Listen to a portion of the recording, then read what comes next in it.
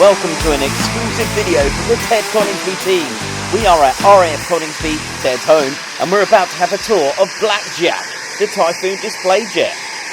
Ted actually flew on the very first flight of Blackjack on the 28th of May, 2021.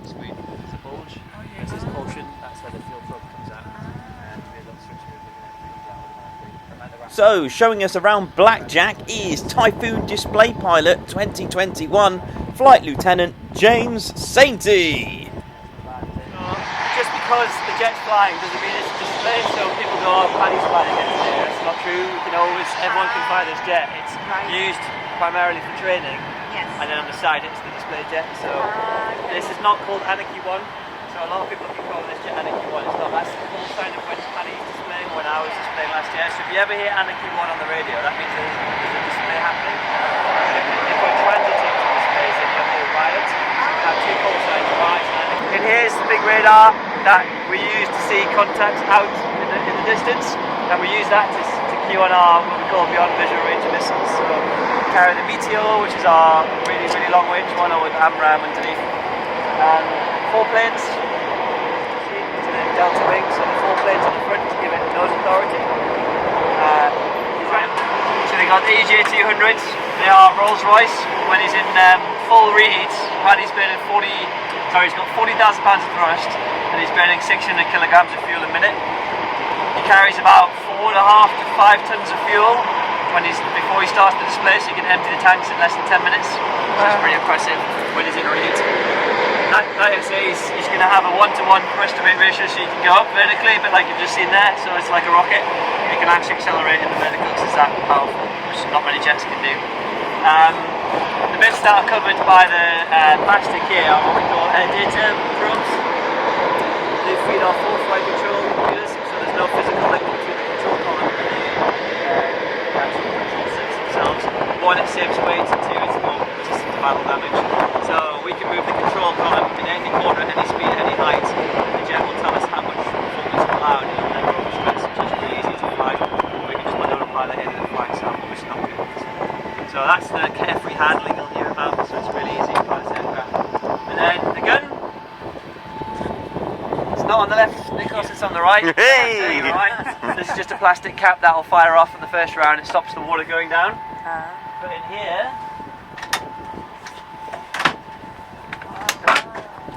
There's the 27mm Mauser cannon. 150 rounds Mauser cannon, so 27mm. The rounds go into here, fire out, and then we keep the controls back. It's also the only place we can put our bags as well. If we're landing away, we put our bags here. It's not actually pressurised in there, so if you've got any deodorant or toothpaste in there and you go to 40,000 feet, it's all frozen and explodes. Because it's just a grill. If you have a look, it's just a grill. There's no pressurisation. So that's in there. You've got slats on the front of the wings and flapperons on the back. When we put the wheels down, all of that moves automatically into landing, so there's no flap lever or anything like that. The computer does it for us. It's really easy. You can have it's got 13 hard points. We've got one in the middle, which has got the fuel tank on for the display flying. You'll always see display aircraft with a single tank in the middle, all clean. We can't do it with 2 tanks because we haven't tested the numbers, and it's less performance for Paddy. So you'll either have a single tank or clean, which means no tank. He will never display with any fuel in that tank, so that's why he takes off and reheat to burn the fuel. Or he basically uses it as transit, so most of his displays, he's not actually based in the airfield he's displaying at. For example, Cosford, he has to fly from here, so he uses that fuel to get there.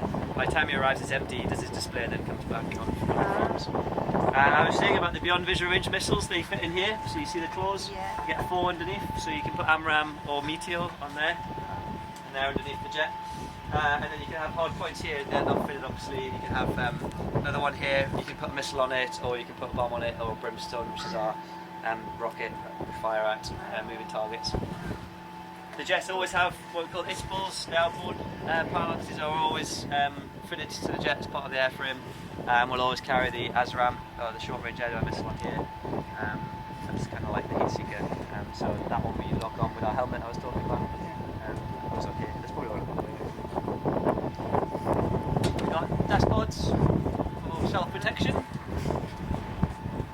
Carry chaff, so bits of metal, confuse radar. Carry flares. The flares are just underneath there. You can see the little Coke can tubes. That's where the flares fit on either side. So we've got got more self-protection on this side for defensive air seat. This actually has built-in stuff in here. Part of the airframe. You don't have to put on extra pods and things. And then this is the ASRAM. Yeah, you can touch it. Yeah. It's just plastic. So the jet is actually 70% carbon. So it moves lighter. Compared to other jets, the titanium are quite a lot heavier. This is plastic. It's actually quite funny because if you watch all jets taxiing out their wings flex, this is so rigid it has its strength in the airframe that when you taxi out the wings don't actually rock or anything. They're very solid. That's why it looks like a shop control when it's taxiing. And then this is why we fly with this for training. This is what we call an ATM, or it's actually an ASRAM, a dummy ASRAM. So the front of it's the real thing with a real seeker, and then the back of it is just plastic. There's no rocket in there, so we don't shoot each other down by accident. Which is embarrassing. They did that, so. Yeah, they did it. Was it a F4 shot down a Jaguar or something?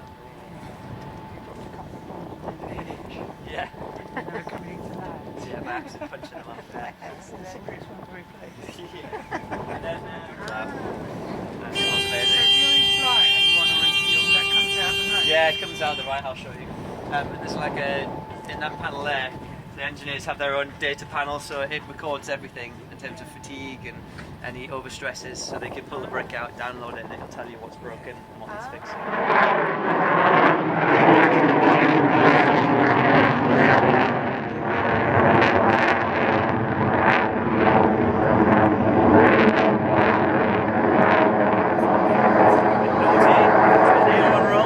Ted, you like this, don't you? It's your favourite plane, mate, isn't it?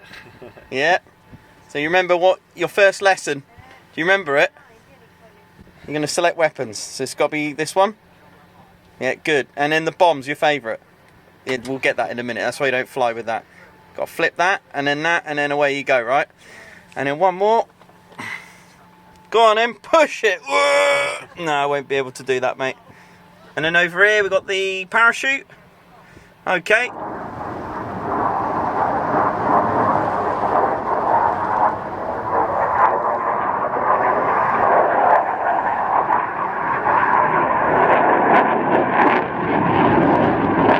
Well, ladies and gents and teddy bears, we hope you enjoyed that.